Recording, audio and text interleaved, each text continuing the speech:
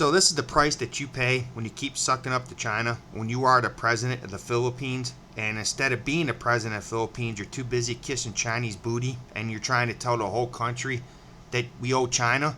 Now China's pushed even further into Philippine waters, and they are blocking supply ships that are meant to resupply Philippine military servicemen and women, right?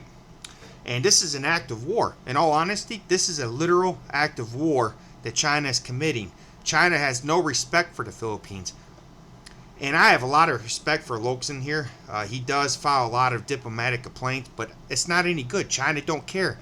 You're filing paperwork against China. China's just going to use it for scrap paper, and they're going to dump it back into probably the Philippine seas, right?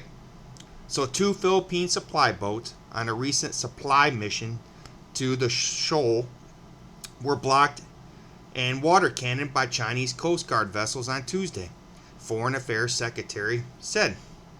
Citing reports from the Military Western Command, Loken said that the Philippine boats were on their way to transport food supplies to Filipino soldiers, also known as the Second Thomas Shoal. No one was hurt in the incident, but the boats had to be aborted on their supply run. Due to the incident, Lokson said he had to convey in the strongest terms to the Chinese ambassador to the Philippines and his Chinese counterpart in Beijing that the Philippines' outrage, they're very angry, condemning and protesting the incident, which China does not give a damn. They gives a damn. They don't care if it's your water. They don't give a damn. And by the way, if you are resupplying food into a contested area and the water is yours, maybe you should bring your own Navy vessels and use a little bit more sense. I expect a little more out of the Philippine Navy than what they're doing. Due to the incident, he said, I will remind China that a public vessel is covered by the Philippines-United States Mutual Defense Treaty. Loken said that the shoal is part of the group, and the acts of the Chinese Coast Guards were illegal. China has no law enforcement rights around these areas. They must take heed and back off, he said. You know what? They've been saying that for a while. China's not backing off, especially when you got a president in the Philippines that keeps saying that we owe China everything, that we should continue kissing Chinese booty. This is the consequence. Manila Times, when they are running these pro-Chinese newspapers and their propaganda for this is the consequences. This is where your ignorance gets you. Now, if you are a Philippine serviceman for Air Force, Navy, Marines, Army, you need to seriously take a look at the president. And when you go to vote next election, you need to make for sure that you're voting for your best interest and not Chinese best interest. Okay? The Philippines will continue to provide supplies to our troops, and we do not ask permission to do what we need to do in our territory. That's good. That's good. That's what you want to hear, right?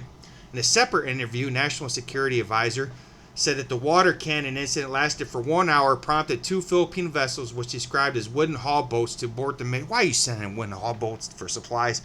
Come on, I know the Philippines don't have the best Navy in the world, but we got to have better supply ships. And you got this is ridiculous. I'm sorry. That's just utterly ridiculous, man. So, this is across many papers, including Manila Times.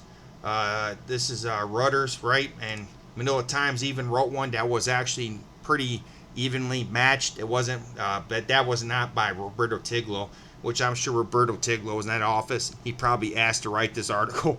I'm sure he had a hissy fit that they even wrote a non-biased article that wasn't for China.